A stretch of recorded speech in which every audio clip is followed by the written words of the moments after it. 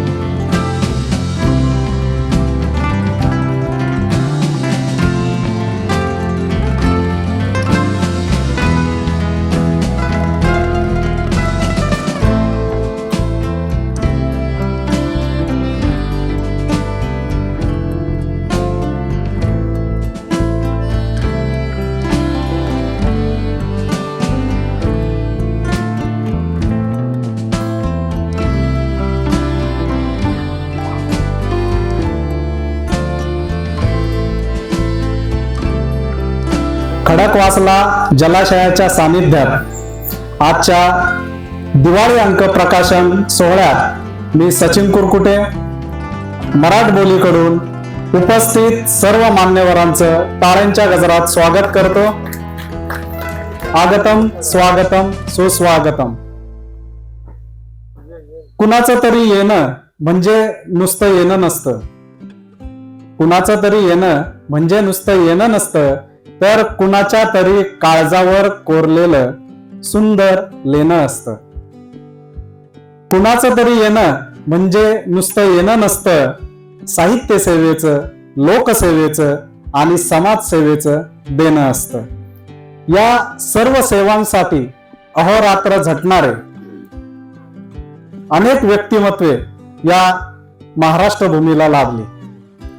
त्यातील एक महत्वाचं व्यक्तिमत्व जे आज आपणा सर्वांमध्ये उपस्थित आहे, असे आदरणीय डॉक्टर सदानंद मोरे सर यांचं आपण स्वागत करूया. त्याचप्रमाणे महाराष्ट्र राज्य माजी पोलीस महासंचालक तुकाराम चव्हाण सरही आपल्यामध्ये उपस्थित आहेत. त्यांचंही टाळ्यांच्या गजरात स्वागत करूया. चांगल्या माणसांची संगत आणि यशस्वी व्यक्तींचं मार्गदर्शन आपल्या जीवनात नेहमीच प्रेरणादायी बदल घडवू शकतं, याचा सर्वांना अनुभव आलेला आहे. म्हणूनच जीवनात जर चांगली आणि यशस्वी माणसं जर आपल्याला लाभली, भेटली, तर त्यांच्याशी जरूर मैत्री करा. कारण कधीही क्वांटिटीपेक्षा क्वालिटी खूप महत्वाची असते. उत्तुंग व्यक्तिमत्वाचे धनी असणारे आदरणीय डॉक्टर सदानंद मोरे सर यांनी आजच्या कार्यक्रमाचे अध्यक्षस्थान स्वीकारावे अशी मी त्यांना विनंती करतो. तसेच आदरणीय शिवाजी भापकर सर अध्यक्ष मराठ बोली, साहेबराव पवळे सर कार्याध्यक्ष मराठ बोली, सौ तेजस्वी आमलेताई अध्यक्ष राष्ट्र सेवा परिषद पुणे, सौ प्रिया खैरे पाटील उपाध्यक्ष राष्ट्र सेवा परिषद पुणे यांना मी विनंती करतो की सर्व मान्यवरांना मंचावर निमंत्रित करायचे. आदरणीय डॉक्टर सदानंद मोरे सर हे मराठी लेखक, कवी, समीक्षक, इतिहास संशोधक आणि तत्वज्ञानाचे प्राध्यापक आहेत. त्यांनी गीता ए थेअरी ऑफ ह्युमन ऍक्शन या विषयावर PhD केलेली आहे. संत तुकाराम महाराजांचे वंशज म्हणून संत साहित्यात त्यांचे मोलाचे योगदान आहे. त्यांनी लोकमान्य ते महात्मा, तुकाराम दर्शन, तुका म्हणे अशी उल्लेखनीय पुस्तके लिहिलेली आहेत. 2015 साली पंजाब मधील घुमान येथे झालेल्या 88व्या अखिल भारतीय मराठी साहित्य संमेलनाचे ते अध्यक्ष होते. त्यांच्या कार्याला साहित्य अकादमी, मराठी फाउंडेशन, मामा वरेरकर इत्यादी पुरस्कारांसहित अनेक पुरस्कार मिळालेले असून ते एक प्रसिद्ध प्रवचनकार, कीर्तनकार आणि विचारवंत म्हणून प्रसिद्ध आहेत. तो की आपण सरांचा सत्कार करायचा.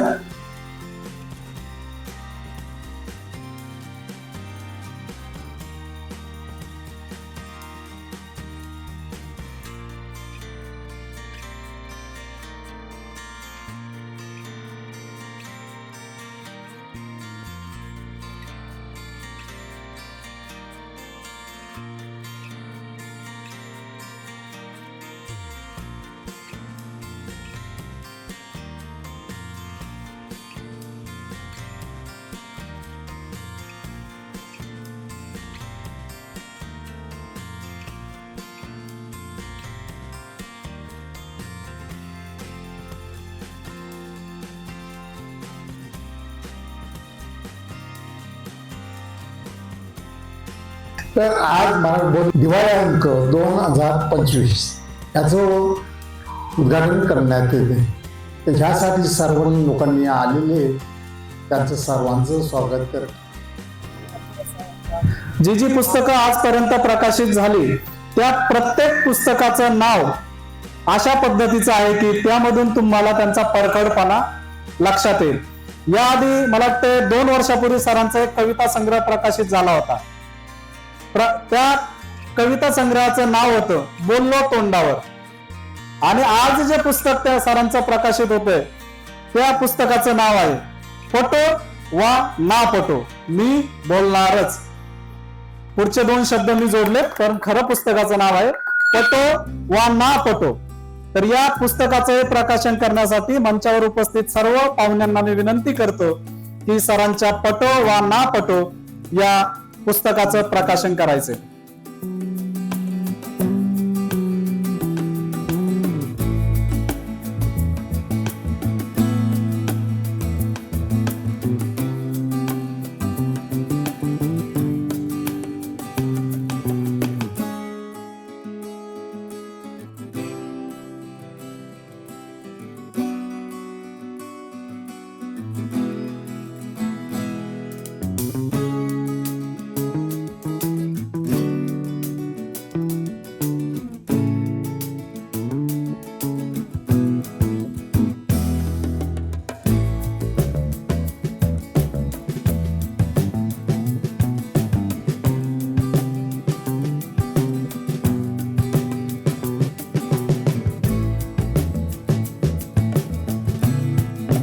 गजरात या दिवाळी अंकाचं स्वागत करायचे आदरणीय डॉक्टर सदानंद मोरे सर आणि माजी पोलीस महासंचालक महाराष्ट्र राज्य तुकाराम चव्हाण सर यांना विनंती आहे की या दिवाळी अंकाचं या ठिकाणी आपण अनावरण करायचे.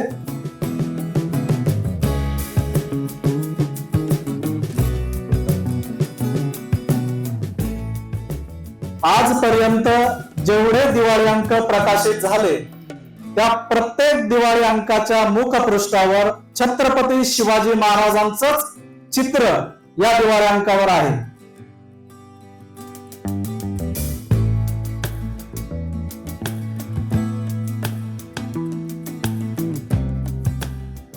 मी सौ तेजस्वी मंगेश आमले. आजच्या या अत्यंत मंगल आणि अलौकिक प्रसंगी मी आपल्या सर्वांचं स्वागत करते. उपस्थित मान्यवर आणि रसिक साहित्यिक, राष्ट्र सेवा परिषद आणि मराठ बोलीच्या वतीने आपलं मनापासून स्वागत करते.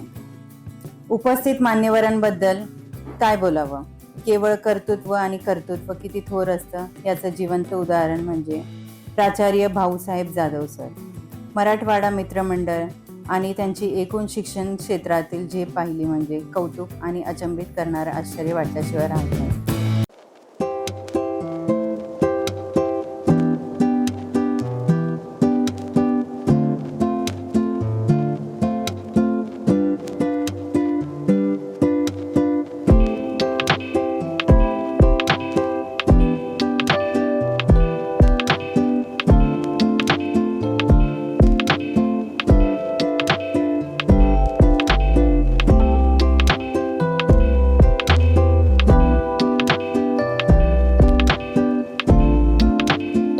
मॅनेजर असतो त्याला ते शिपाईपासून काम करावं लागतं, तसं परमेश्वरांचं मुळापासून काम ते शेवटपर्यंत करावं लागतं. तर आज आपण सगळे आदरणीय इथं आलात याबद्दल मी आपले आभार आहोत. आपण सगळे उत्सुक असाल सरांचं भाषण वगैरे ऐकण्याचं. Thank you very much. Anand More sir, सौभाग्यवती प्रिया खैरे मॅडम, तेजस्वी अमले, मुख्य ज्यांनी आज या कार्यक्रमाला अतिशय भारदस्तपणे आणि चांगल्या मनानं या कार्यक्रमाला जागा दिली, आपल्या सर्वांचं अतिशय मनपूर्वक स्वागत केलं, ते खैरे पाटील सर. अरे माणसा रे माणसा थोडा तरी हास रे, नको नशिबा बोल रडगाणे तुझे वास रे, आला मानव जन्मा असे थोर तुझे भाग्य रे, करून घे आता त्याचाच उपयोग योग्य रे. हेच नेमकं आपल्याला काय झालंय हेच माणसाला कळत नाही. शिल्लक नाही उरले पुण्य देवा तुझ्या काठी गाठी, उभा नाही राहत आता तू दुबड्यांच्या पाठी, शिरला आहे आता कली तुझ्या देखील अंगी, म्हणजे देवाच्या अंगी कली शिरलेला आहे, बिथरले आहे एकाहून एक अतरंगी, तुला मिळवण्यासाठी धाव धाव धावलो, तू मिळत नाही म्हणून मनातल्या मनात कावलो, दूर दूर पळून प्रश्न सुटत नाही रे, खूप दूर जाऊन नाती तुटत नाहीत, विचारांचे ओझ देखील खूप जड होतं, विचार खूप केला पण वागणं कुठे धड होतं. म्हणजे जीवनभर आयुष्यभर आपण खरोखरच छोट्या मोठ्या चुका सतत करत असतो आणि मुख्यतः विभक्त कुटुंब पद्धतीमुळेही हे सगळं आणखीन वाढत चाललेले. त्याच्यामध्ये खऱ्या अर्थानं परदेशी विचार संस्था मागे राहिल्यामुळं त्यांचे फ्रीज, वॉशिंग मशीन, फ्लॅट कसे खपतील हीच प्रवृत्ती त्याच्या मागे आहे. तिकडं तोपर्यंत जय हिंद चौकामध्ये एक ॲडिशनल ESP होते, तंबाखू म्हणून त्यांचं नाव होतं, नावच तंबाके. त्यांनी 8-10 राऊंड फायर केले आणि जमा हळूहळू पांगायला सुरुवात झाली. तर माणसं कशी प्रशिक्षित होतात त्याचा अनुभव मला त्यावेळेला मिळाला. तिथनं पुढं मग वाशिम, कारंजा, एक दहीहंडा म्हणून गाव असंच इथं हिंदू दलित प्रॉब्लेम असायचा, चौहट्टा म्हणून एक असंच होतं, त्याच्यातनं आम्ही शिकत गेलो. मराठ बोलीच्या 2024च्या दिवाळी अंकाचं प्रकाशन झालं होतं सरांच्या हस्ते. त्यावेळी सरांनी आम्हाला एक प्रॉमिस केलं होतं.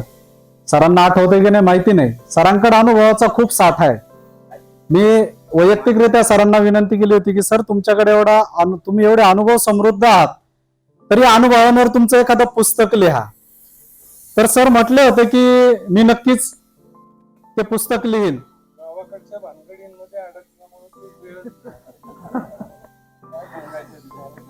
अगदी बरोबर आहे. आणि सर अशा खात्यात कामाला होते की खूप साऱ्या भानगडींतून मार्ग काढण्याचा अनुभव त्यांच्या पाठीशी आहे.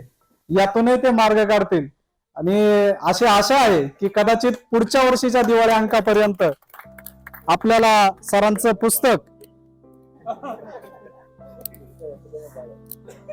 पुस्तक येईल अशी अपेक्षा बाळगायला काही हरकत नाही. दिवाळीच्या हार्दिक शुभेच्छा देतो. आदरणीय खैरे पाटील कोळीकर, खैरे कुटुंबीय, हो कोळीकर, अगदी खैरे कुटुंबीय, प्रियताई आहेत, तेजस्विनीताई आहेत. त्याचप्रमाणे या अंकाचे संपादक परमेश्वर उमरदंड, या ठिकाणी उपस्थित असणारे कवी मित्र परब साहेब, भापकर साहेब, पोवळे साहेब आणि अर्थात आपण सर्व मंडळी, आपण सर्वांना अभिवादन करतो. आणि सुरुवातीला मराठ बोली दिवाळी अंक 2025चं प्रकाशन झालं. त्याचप्रमाणे हेमंत परब यांच्या पटो वा न पटो या कविता संग्रहाचंही प्रकाशन झालं असं जाहीर करतो औपचारिकपणा म्हणून. आणि सर्वांचं मनापासून अभिनंदन करतो की ज्याला आपण एक टीम वर्क म्हणतो, त्या टीम वर्कचं दर्शन या ठिकाणी होऊ शकतं. आणि मला एक गोष्ट आवर्जून सांगायला पाहिजे की आपण जेव्हा पूर्वीच्या काळातल्या लोकांची चरित्र वाचतो, म्हणजे पुराणांमध्ये उदाहरणार्थ, वेदांमध्ये, आणि अगदी काल परवापर्यंत म्हणजे संत वगैरे मंडळी जेव्हा आपल्या महाराष्ट्रामध्ये होऊन गेली, तेव्हा आपल्याला त्यांच्या चरित्रामध्ये चमत्कार दिसतात.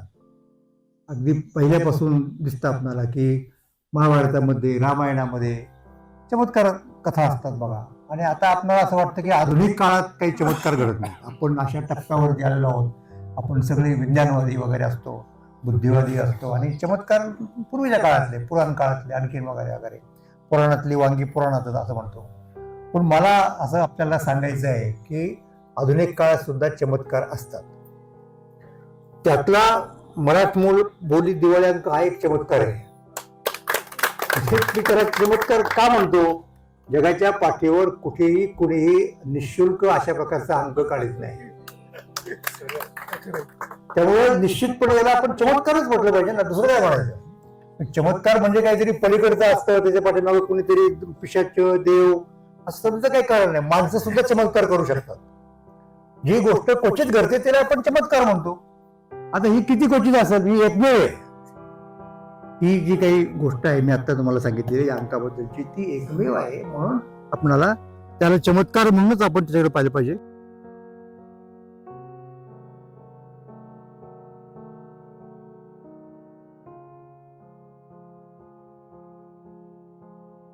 तेव्हा या लोकांच्या असं लक्षात आलं, कदाचित मित्र वगैरे ज्यांना आपण दिवाळी अंकाचं म्हणतो की नाही, की अरे चांगली गोष्ट आहे, दिवाळीच्या काळामध्ये आपण फराळ करतो. म्हणजे काय करतो आपण? आपल्या शरीराचं पोषण करतो.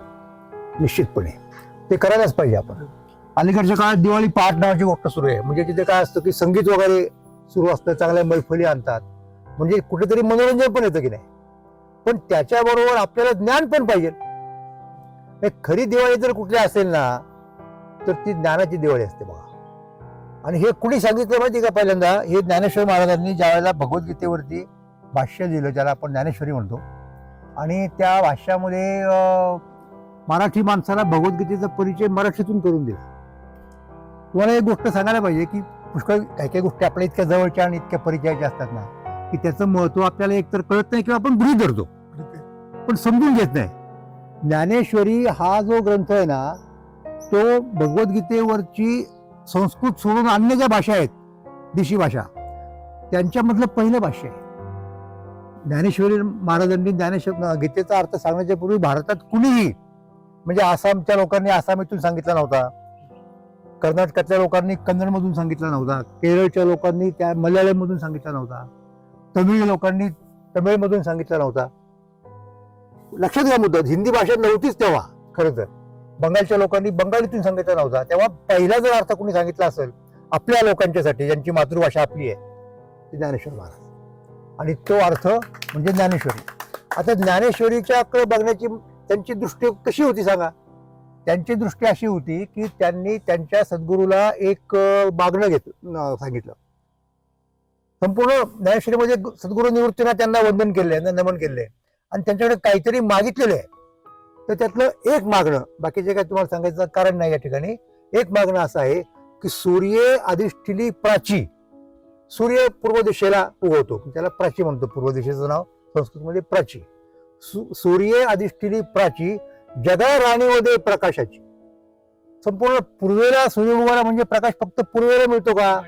तो पश्चिमेला मिळतो, दक्षिणेला मिळतो, उत्तरेला मिळतो. आणखीन जर तुम्हाला उपदेशा पाहिजे असेल तर वायव्येला, नैऋत्येला, ईशान्येला, आग्नेयेला सगळं मिळतो.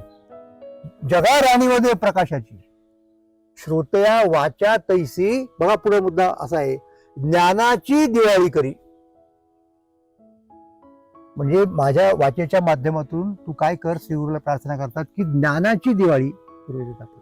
म्हणजे ज्ञानेश्वरी ही ज्ञानाची दिवाळी आहे. दिवाळीत काय काय असलं पाहिजे? आणि हे बरोबर आहे ना, आपण चांगले पौष्टिक पदार्थ खातो, काय लाडू, करंज्या, अमुक तमुक गोष्टी चांगल्या आहेत, त्याने शरीराला पोषण मिळतं. पण फक्त शरीर सुदृढ होऊन चालेल का? आपलं मन सुदृढ झालं पाहिजे, आपला मेंदू, आपली बुद्धी तरतरीत झाली पाहिजे. आणि त्यासाठी आपण ज्ञान ज्याला म्हणतो आपण, ते ज्ञान घेतलं पाहिजे. आणि आपल्या परंपरेमध्ये ही जाणीव आहे, ही ज्ञानेश्वर महाराजांना आहे, ही त्या कार्यमित्रांना होती.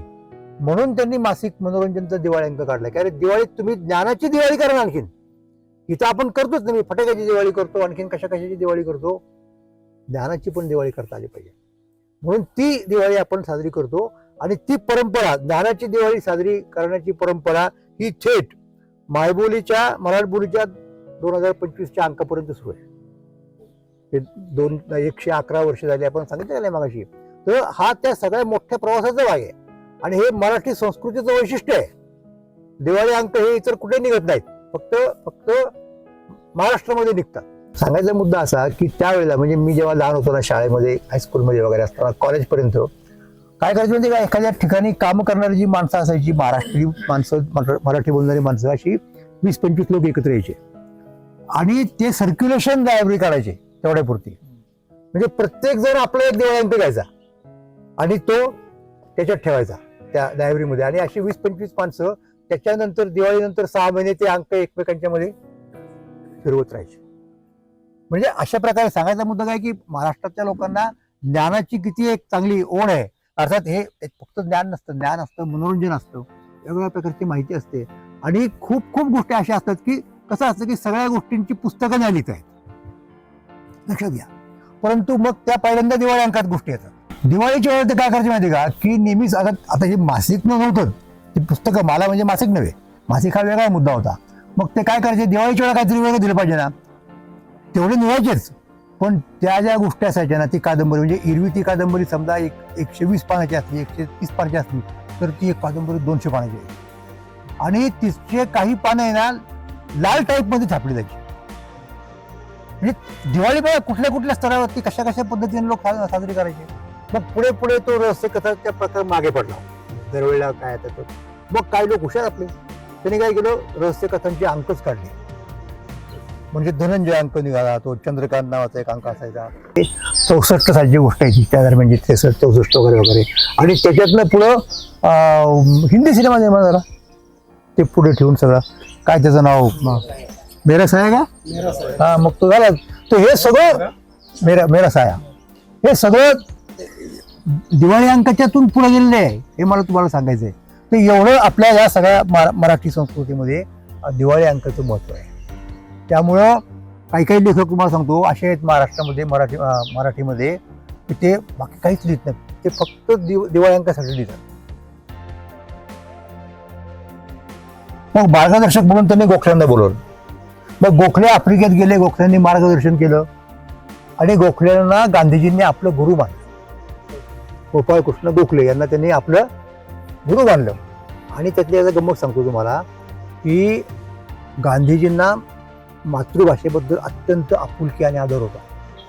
ते सांगायचे की आपण मातृभाषेत व्यवहार केला पाहिजे. आता गोखले आले, गोखले इथे भारतात, महाराष्ट्रात कोणत्या भाषेत भाषण करायचे, इंग्रजीत. ते पार्लमेंटमध्ये असायचे आणि त्यांचं त्या काउन्सिलमधलं भाषण ऐकायला इंग्रज लोक सुद्धा ऐकायचे, डोळे आपले कान टाव करून किती चांगले इंग्रजी बोलतात, प्रसिद्ध होते त्यांच्या भाषणासाठी, इंग्रजी भाषणासाठी. त्यामुळं आणि त्यावेळी सगळेच भारतातले राजकारणी इंग्रजीतून बोलणार ना, हिंदीची सुद्धा त्यावेळेस सगळ्या लोकांना माहिती नव्हती, इंग्रजीतून. मग एक मद्रास मधला माणूस समजा आणि काश्मीर मधला माणूस समजा एकत्र आले आणि लखनौला एकत्र आले, कोणत्या भाषेत बोलणार सगळे, इंग्रजीत ना. तर गोखले तिकडे गेले आफ्रिकेत आणि आफ्रिकेत त्यांच्या समोर ऐकणारे कोणते, भारतातलेच लोक. मग कुणी तमिळनाडूतनं मध्ये आलेलं, कुणी मद्रासी, कुणी गुजराती, कुणी आणखीन बंगाली, कुणी मराठी, हे सगळे लोक ऐकायचे. आता गोखले नेहमीप्रमाणे काय करायला लागले, बोलायला लागले इंग्रजी. तर गांधीजी म्हणले थांबा. गांधीजी काय म्हणले, थांबा. ते म्हणले तुम्ही इंग्रजीत का बोलता, तुम्ही हिंदीत बोला. म्हणजे इथल्या बऱ्याच लोकांना हिंदी समजते. तर गोखले म्हणाले मला हिंदी अजिबात येत नाही. खरंच नव्हती, हिंदी बोलण्याचा प्रश्नच होता ना त्या महाराष्ट्रातल्या लोकांना. मग गांधीजी म्हणले मग एक काम करणार, मराठीतून बोला. गोखले म्हणले मराठी कशी कळणार लोकांना, ते म्हणले मला थोडी थोडी कळते. गांधी म्हणले मी अनुवाद करून सांगतो हिंदीत. आणि गोखल्यांनी पहिले मराठी भाषण दक्षिण आफ्रिकेत केलं, पुण्यात नाही केलं, सदाशिव पेठेत नाही केलं. दुसऱ्या ज्या पुस्तकाचं प्रकाशन केलं ना आपण, फोटो वा न फोटो, परब साहेबांच्या संग्रहाबद्दल, अतिशय चांगल्या कविता त्याच्यामध्ये आहेत. आणि मला पटकन लक्ष गेलं एका कवितेकडे, जो आजचा आपला प्रश्न आहे सगळ्यांचा, ती फक्त वाचून दाखवतो त्यांच्या वतीनं. त्याचं नाव आहे मराठी का इंग्रजी. सगळ्यांचा मुद्दा आहे ना तो, मराठी का इंग्रजी, कुठल्या शाळेत शिकतो बेटा, आय मी येतो म्हणतो की म्हणतो आहे मम्मी टाटा. कुठल्या भाषेत शिकती पोरं, बाच्या की साहेबाच्या? टिंकल टिंकल करी की गाणी ऐकतो चांदोबाच्या? आई वडील शिकवत आहेत मम्मी आणि पप्पा, पोरांबरोबर चालतात इंग्लिशमधून गप्पा.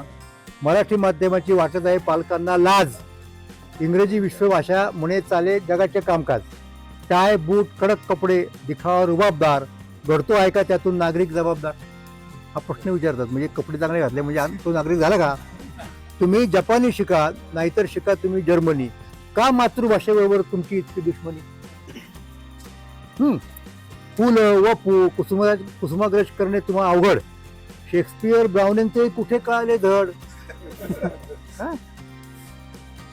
सणवार रीतिरिवाज सारीच आहे गडबड, मेरी क्रिसमस हॅपी न्यू इयर सुरू बडबड. ना जमीन ना आकाश भरकटलेला हा पतंग, ना देशी ना विदेशी मुलगा होतो भौतिक अपंग. हा फार महत्वाचा मुद्दा. वा, ही नुसती कविता नाहीये, ही नुसती साधी कविता नाहीये. येस येस, शिक्षण शास्त्रातलं फार महत्वाचं सूत्र त्यांनी सांगितलंय. लोक नेहमी म्हणतात ना, त्यांना काय वाटतं इंग्रजीत शाळेत जावं किंवा काय, आपल्या पोरांची इंग्रजी कच्ची आहे आता सगळ्यांच्या समोर आहे. त्यांच्या हे लक्षात येत नाही त्यांची इंग्रजी का कच्ची आहे. हो, मराठी कच्ची म्हणून इंग्रजी कच्ची आहे. तुम्ही मराठी तशीच ठेवून नुसती इंग्रजी नाही सुधारू शकणार. त्याचं कारण असं माहिती का, की मूळ भाषेचा जो परिचय होतो ना आपल्याला, तो मातृभाषेत नव्हतो. तेव्हा मातृभाषा हे इतर भाषांचं दार आहे, प्रवेशद्वार आहे. तेच जर तुम्ही नीट नाही केलं तर तुम्हाला नीट प्रवेश मिळणार नाही. म्हणून त्यांचं म्हणणं 100% बरोबर आहे. पुढे, ना जमीन ना आकाश भरकटलेला हा पतंग, ना देशी ना विदेशी मुलगा होतो बौद्धिक अपंग, परदेशात नोकरी करतो परदेशात नोकरी ठरतो यशाचा मापदंड, अजून पोरगा मायदेशी कुटुंबाला न्यूनगंड. मराठी माध्यमांच्या पोरांचा दर्जा ठरतोय कमी, इंग्रजी शिक्षण जणू चांगल्या करिअरची हमी. श्रेष्ठ इंग्रजी का मराठी का इंग्लिश हा मुळी नाहीच विषय, शिकू नका इंग्रजीतून एवढाच फक्त आशय. तर इंग्रजी भाषा काय आपल्याला बहिष्कृत नाहीये, पण आपलं मुख्य जो हे आहे ना तो आपण सोडता कामा नये, हा संदेश देणारी त्यांची कविता या संग्रहामध्ये आहे. आपण सगळ्यांनी वाचतो. काय धन्यवाद देतो त्यांना, त्यांचे आभार मानतो आणि आपल्या सगळ्यांना दिवाळीच्या हार्दिक शुभेच्छा देऊन सांगतो.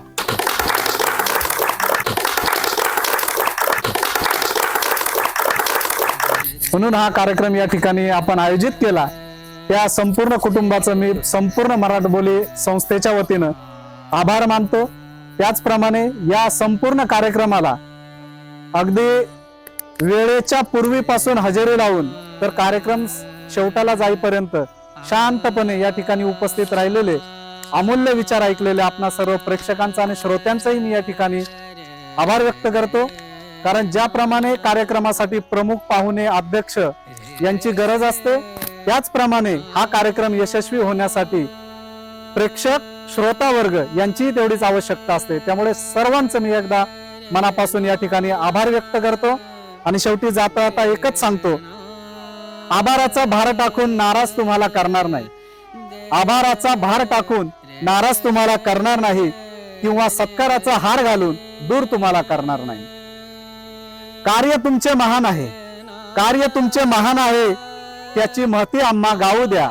कार्य तुमचे महान आहे, त्याची महती आम्हा गाऊ द्या. आजच्या या कार्यक्रमाच्या आठवणी कायम मनामध्ये राहू द्या. प्रेरणा म्हणून जपावा हा अनमोल ठेवा, प्रेरणा म्हणून जपावा हा अनमोल ठेवा.